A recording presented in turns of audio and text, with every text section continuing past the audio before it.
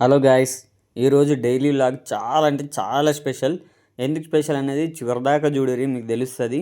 జనరల్గా daily vlogs అంటే ఆడవాళ్ళు మాత్రమే చేస్తారని అపోహ ఉండేది. బాయ్స్ వేయద్దా? బాయ్స్ ఎందుకు అర్హులు గారు దానికి? బాయ్స్ కూడా గర్ల్స్ ఎట్లా పోటీ పడి బాయ్స్తోని అన్నీ చేస్తున్నారో మేము కూడా డైలీ వ్లాగులు చేస్తాం. ఇది ఒక బాయ్ థింగ్. ఇప్పుడు మొత్తం ఈ వీడియోలో మొత్తం ఒక బాయ్ డైలీ వ్లాగ్ చేస్తే ఎట్లుంటుంది అన్నది చివరి దాకా చూపిస్తా. మిస్ కాకుండా చూడుర్రి. అట్లనే ముందుగా లైక్ చేయరి, కామెంట్ చేయరి, సబ్స్క్రైబ్ ఎవరైనా చేసుకొని ఉంటే సబ్స్క్రైబ్ కూడా చేయరి. సరే, నేను మాట్లాడేది కొంచెం బోరింగ్ అనిపించినా సరే కొంచెం పెద్ద మనసు చేసుకొని వీడియో అయితే మొత్తం చూడుర్రి. ఆల్మోస్ట్ నేను ఇంట్లోండి 15 రోజులు అవుతుంది. 15 రోజుల సంది ఏం చేస్తుండ్రు ఇంట్లో, ఎట్లా గడుస్తుండ్రా వీనికి అని మీరు అనుకోవచ్చు. నాకు ఇంట్లో మాత్రం ఈ 15 days the best time in my life అని చెప్పచ్చు. ఎందుకంటే చాలా అంటే చాలా ఇన్వాల్బుల్గా, చాలా వాల్యుబుల్ టైం నా వైఫ్తో స్పెండ్ చేసిన నేను అనుకుంటున్నా. ఎందుకంటే the most most most precious days నా లైఫ్లోనే ప్రీషియస్ డేస్. ఎందుకంటే నేను ఇన్ని డేస్ ఎప్పుడు కూడా నా పిల్లతో ఇన్ని డేస్ ఎప్పుడు కూడా నేను స్పెండ్ చేసింది లేదు. అంటే రొటీన్గా రావడం, ఇంటికి రావడం, తినడం, పడుకోవడం అన్ని విధాలుగా ఉంటుంది. బట్ ఇట్లా ఫ్రీగా మనస్ఫూర్తిగా ఉండి మాట్లాడుకొని మొత్తం టైం కేటాయించి డేస్ కేటాయించి ఉన్నది అసలు లేనే లేదు. తిప్పి కొడితే ఒక 2-3 రోజులు ఉన్న రోజులు ఉన్నాయేమో కానీ ఇట్లా వారాలకు వారాలు ఇంట్లో ఉన్న రోజులే లేవు. So one of the best memory in my life అని చెప్పచ్చు. కొన్నిసార్లు అనిపిస్తుంది ఇట్లా పేదింట్లో కాకుండా కొంచెం ఉన్నింట్లో ఉంటుంటే బాగుండు అనిపిస్తుంది. ఎందుకంటే ఏదో జల్సాలు చేద్దామనో, వాళ్ళు సంపాదించి పెడితే తిని పెడదామనో అని కాదు. ఎందుకంటే కనీసం ఒక 10 days అట్లా రెస్ట్ తీసుకునేందుకు సపోర్టివ్గా ఎవరైనా ఉంటే బాగుండు అనిపిస్తుంది. అరే ఎందుకురా, మేము ఉన్నాం కదా, ఒక 10 రోజులు రెస్ట్ తీసుకో, చూసుకో, నీ లైఫ్ ఎందుకు కొంచెం ఎంజాయ్గా చేసుకో అని చెప్తుంది. అంటే తాగి తినేందుకు, జల్సాలు చేసేందుకు కాదు నేను మాట్లాడేది. ఎందుకంటే లైఫ్లో కొన్నిసార్లు బ్రేక్ అవసరం పడుతుంది. ఎంత కష్టపడ్డా సరే ఒక బ్రేక్ అనేది కావాలి మనకి. ఆ బ్రేక్ కోసం నేను ఏమంటున్నా అంటే ఒక 10 days రెస్ట్ తీసుకునేందుకు, జస్ట్ రెస్ట్ తీసుకునేందుకే కానీ తాగి తిని ఎంజాయ్ చేసి జల్సాలు చేసేందుకైతే కాదు, ఆ విధంగా ఉండేందుకు కాదు. సో అట్లా అనిపిస్తుంది. బట్ నేను ఇట్లా పుట్టిందానికి నేను బాధపడతలేను. నేను జస్ట్ అదొక ఫీల్ అంతే. కొన్నిసార్లు అనిపిస్తుంది మనకంటూ ఒక అన్ననో తమ్ముడో ఇట్లా సపోర్ట్ చేసేటోళ్ళు ఎవరైనా ఒకళ్ళు ఉంటే బాగుండు అనిపిస్తుంది. ఫైనల్గా ఎంత కొట్టుకున్నా తిట్టుకున్నా అన్నదమ్ములు అయితే వాళ్ళకి వాళ్ళు సపోర్ట్ చేసుకునేటట్టు ఉండేటోళ్ళు ఉంటే బాగుంటుంది. ఇక్కడ చూస్తా, ఇద్దరు అన్నదమ్ములు ఉంటారు. వాళ్ళు ఎంత తిట్టుకున్నా సరే, ఎంత కొట్టుకున్నా సరే, ఫైనల్గా ఒక ప్రాబ్లం వచ్చిందంటే వాళ్ళు ఇద్దరు ఒకటైపోతారు. వాళ్ళకు వాళ్ళు ఇంకా ప్రాబ్లమ్ సాల్వ్ చేసుకునే దాకా అస్సలు ఏది పట్టించుకోరు. వాళ్ళకి సపోర్ట్ నేను ఉన్నారా నీకు ఎందుకు రానేటట్టు ఇద్దరు ఉంటారు. అట్లా ప్రాబ్లం సాల్వ్ అయిపోతాయి. నేను చూసినప్పుడు అలా అనిపిస్తుంది నాకు కూడా అట్లా ఒక అన్ననో తమ్ముడు ఉంటే బాగుండని. ఎందుకంటే అన్న నీకు ఎందుకు నేనున్నా అనే తమ్ముడు కానీ, లేకపోతే తమ్ముడు నీకు ఎందుకురా నేనున్నా అనే అన్న కానీ నాకు ఉండుంటే బాగుండు, సపోర్టివ్గా అట్లా ఉంటే బాగుండు, నాకంటే సొంత వాళ్ళు ఒకళ్ళు ఉన్నారనే ధైర్యం ఉండేది అనిపిస్తుంది. అన్న మరి ఇప్పుడెందుకు ఈ టాపిక్ గుర్తొచ్చిందని చెప్పేసి మీరు అనొచ్చు. ఎందుకంటే మొన్ననే వాళ్ళు పిచ్చి కుక్కలు తిట్టుకున్నారు, అన్నదమ్ములు ఇద్దరు కొట్టుకున్నారు.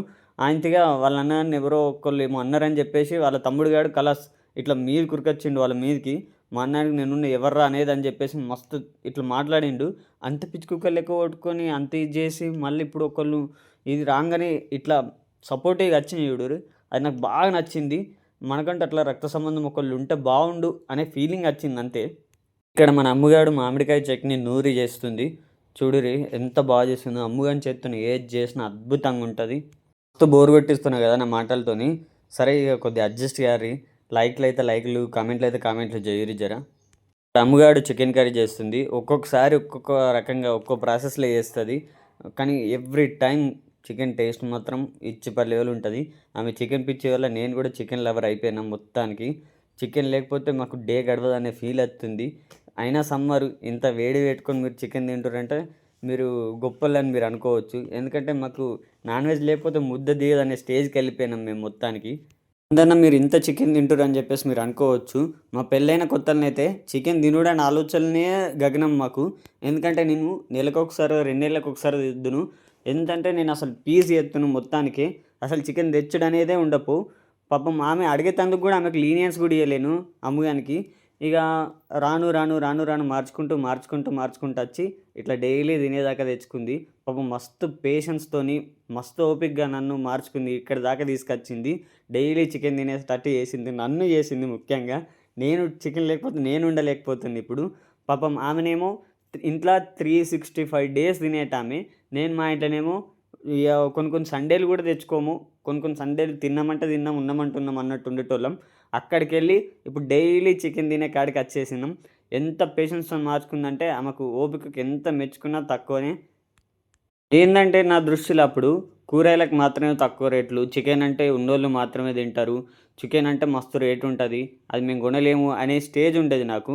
ఆమె ఏందంటే పాపం ఇవి మాత్రమే తింటా అనేటట్టు ఆమె ఉంటది. ఏదైనా సరే తినుండాలి అన్నది నా మెంటాలిటీ. అట్లయి కొన్ని సార్లు ఆమె సక్కగా అన్నం గూడా తినపోవు. కొన్ని సార్లయితే ఇంతన్నం ఎందుకు ఎడుతున్నావు? ఇంతన్నం ఎందుకు నువ్వు తినకుండా ఎందుకు వదిలేస్తున్నావు అని నేను ఆమె పైన అరిచేటోన్ని. మస్తు లీనియన్స్ లేకుండా మస్తు బిహేవ్ చేసినప్పుడైతే. ఇప్పుడిప్పుడే నన్ను నేను మార్చుకుంటున్నా. కొన్ని సార్లు నేను అమ్మగాడు కూర్చొని మాట్లాడుకుంటాం కదా! మహి నువ్వు ఇట్లా బిహేవ్ చేసినావు స్టార్టింగ్‌ల అట్లా బిహేవ్ చేసినావు అని అమ్మగాడు చెప్పిన కొద్దీ నాకు మస్తు గిల్టీ ఫీల్ వస్తది. అరే! నేను ఇట్లున్నానారా అప్పట్లా, ఇట్లా చేసినారా ఆమెతోని ఇట్లా మాట్లాడినా అని చెప్పేసి మస్తు అంటే మస్తు ఫీల్ అయితా. నిజంగానే మా పెళ్ళైన కొత్తలనైతే నేనసలు ఫుల్లు డామినేట్ చేసేటోన్ని అమ్మగాడిని. నాకు మేల్ ఇగో ఫుల్ ఉండేది. అంటే నా స్వతంత్రంగా వచ్చింది కాదది. ఏందంటే మా ఫ్రెండ్సు, మా రిలేటివ్స్ వీళ్ళందరూ అనుట్లా కొంచెం ఇట్లా హైదరాబాద్ పిల్లరా ఆమె మస్తు హుషారుంటది. కంట్రోల్‌లో పెట్టుకోవాలి. లేకపోతే నువ్వు మొత్తం ఇట్లా వంగి ఉండాల్సొత్తది. ఆమె దగ్గర మొత్తం అణిగిమణిగి ఉండాల్సొత్తది. మొత్తం ఆమె కంట్రోల్‌లోకే పోతావురా అది ఇది అని చెప్పేసి అనుట్లా నాలో అదేందో ఇన్‌బిల్ట్ కాకుండా అట్లా అచ్చి ఉన్నది నాకు ఆ మేల్ ఇగో. దానివల్ల ఆమెని ఏం మాట్లాడనిచ్చేటోన్నే కాదు. ఆమె మాటలు నెగ్గనిచ్చేటోన్నే కాదు. ఆమె మాటలకి అసలు వాల్యూ ఇచ్చేటోన్నే కాదు. గట్టిగా మాట్లాడితే ప్రతి విషయంలో ఆమెని డామినేట్ చేయాలి అని చెప్పేసి నాకు ఒక మేల్ ఇగో ఉండేది. అదంతా ఇప్పుడిప్పుడే మార్చుకుంటున్నా నేను. ఇప్పటికైతే నన్ను కొంచెం నేను మార్చుకుంటున్నా. ఆ మేల్ ఇగో అవి అన్నిట్లకెళ్ళి బయటకొచ్చి కొంచెం బెటర్ అయితున్నాం. ఇప్పుడే కొంచెం బెటర్ అయితున్నాం అనిపిస్తుంది నాకైతే. నేనే డైరెక్ట్ వచ్చి చెప్తున్నా అంటే నా నెగెటివ్ ఏందో నాకు తెలిసిందనే కదా! నా మేల్ ఇగో ఏందనే నాకు తెలిసిందనే కాబట్టి నేను చెప్తున్నా. నన్ను నేను మార్చుకున్నా కాబట్టే ఈ మాత్రం బెటర్‌గా ఉన్నాం. ఇంకా మార్చుకోవాల్సిందుంది. ఇంకా మార్చుకోవాలి నేనే. ఇక్కడ ఈవినింగ్ టైంలో అట్లా మట్టి తీసుకురానే పోయినాం. అక్కడ సన్‌సెట్ అనేది ఫుల్లు సూపర్ అంటే సూపర్ వచ్చింది. అది కూడా అమ్మగాడు తీసిండు. ఎంత బాగుందో ఒకసారి మీరు కూడా చూడుర్రి. నాకు తెలిసి ఇక్కడ దాకా చూసిర్రంటే ఎంతో కొంత నచ్చే ఉంటది. నా మాటలు బోరింగ్ ఉన్నా వీడియో కొంచెం నచ్చే ఉంటది కాబట్టి కొంచెం లైక్, కామెంట్ అయితే చేయుర్రి. అస్సలు మర్చిపోకుర్రి లైక్, కామెంట్ చేసుడు. నా డేస్ అయితే హ్యాపీగా గడుస్తున్నాయి ఇప్పటి వరకైతే. ఆ దేవుని దయ వల్ల, ఆ శివయ్య దయ వల్ల, ఆ వెంకటేశ్వర స్వామి దయ వలన అయితే హ్యాపీగా గడుస్తున్నాయి. ఎలాంటి ప్రాబ్లమ్ లేవని కాదు. ప్రాబ్లమ్స్ ఉన్నాయి. బట్ మనల్ని మనం మార్చుకోవడంలో, ప్రాబ్లమ్ సాల్వ్ చేసుకోవడంలో జీవితం ఆధారపడి ఉందని మాకు తెలుస్తుంది. సో, ఇద్దరు భార్యాభర్తలు కలిసున్నప్పుడైతే మీ చుట్టాలా, మీ ఫ్రెండ్సా, మీ అమ్మానాన్నలా ఎవ్వరి మాట వినకుర్రి. ఎవ్వరి మాట విని మూడో వ్యక్తిని మీ మధ్యలో ఇన్వాల్వ్ చేసుకొని మీ సంసారాలైతే నాశనం చేసుకోకుర్రి. ఎవ్వరి మాట వినొద్దు. ఎవరైనా మాట వినాలంటే మీ భార్యాభర్తల మాటలు మీరు వినుల్లి అంతే.